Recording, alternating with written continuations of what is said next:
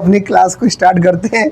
आज हम लोग एक टॉपिक पर डिस्कस करने वाले हैं कि वास्तव में लेंस की क्षमता क्या होती है। लेंस की क्षमता क्या है? लेंस की क्षमता का मान फोकस दूरी के प्रतिलोम के बराबर होता है, जबकि फोकस दूरी को मीटर में नापा गया हो। लेंस की क्षमता को कैपिटल पी से प्रदर्शित करते हैं। वही हम साधारणतः पैराग्राफ चेंज करके लिख सकते हैं। माना कि किसी लेंस की फोकस दूरी स्मॉल एफ व लेंस की क्षमता पी है, तो इसी के अनुसार हमारा सूत्र बन जाएगा लेंस की क्षमता पी बराबर 1/f। लेकिन यहाँ पे जो f का मान है वो किस में होना चाहिए? मीटर में। ये हमारा प्राइमरी बेस पे ये फॉर्मूला है।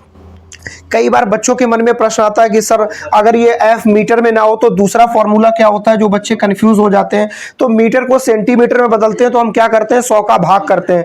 तो f में 100 का भाग करेंगे, 100 कहाँ चला जाएगा? ऊपर। यानी फाइनली हमारा फॉर्मूला बन जाता है p बराबर 100/f। लेकिन यहाँ पे f किस में होगा? सेंटीमीटर में। हम उम्मीद करते हैं आप पूरी कॉन्सेप्ट समझ गए होंगे। ये और ये एक ही बात है, बस इसमें f जब मीटर में हो तो 1/f लगाना, लेकिन जब f सेंटीमीटर में हो तो 100/f लगाना। एक ही बात है।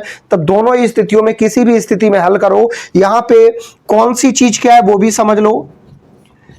P का मतलब है लेंस की क्षमता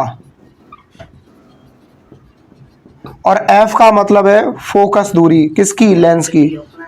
दूसरी चीज एक बात याद रखना कि लेंस की क्षमता का मान फोकस दूरी के प्रतिलोम यानी व्युत्क्रमानुपाती के बराबर है। और प्रतिलोम से सीधा तात्पर्य है अगर फोकस दूरी का मान बढ़ेगा तो लेंस की क्षमता बढ़ेगी, और फोकस दूरी का मान बढ़ेगा तो लेंस की क्षमता घटेगी। जस्ट अपोजिट है, इनवर्सली प्रोपोर्शनल है।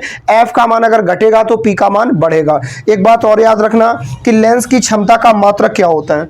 मात्रक के लिए अगर हम आपको बताएं तो क्षमता का मात्रक होता है डायोप्टर, और डायोप्टर को हम किससे प्रदर्शित करते हैं? कैपिटल डी से। उम्मीद करते हैं ये कॉन्सेप्ट आपको क्लियर हुई होगी। यानी याद रखना लेंस जो होता है वो एक प्रिज्म रूपी छोटे छोटे क्रिस्टलों से मिलकर बना होता है, और वास्तव में जो लेंस है वो दो पृष्ठों से मिलकर तैयार हुआ होता है, और इसके दोनों पृष्ठों पर अपवर्तन की क्रिया होती है।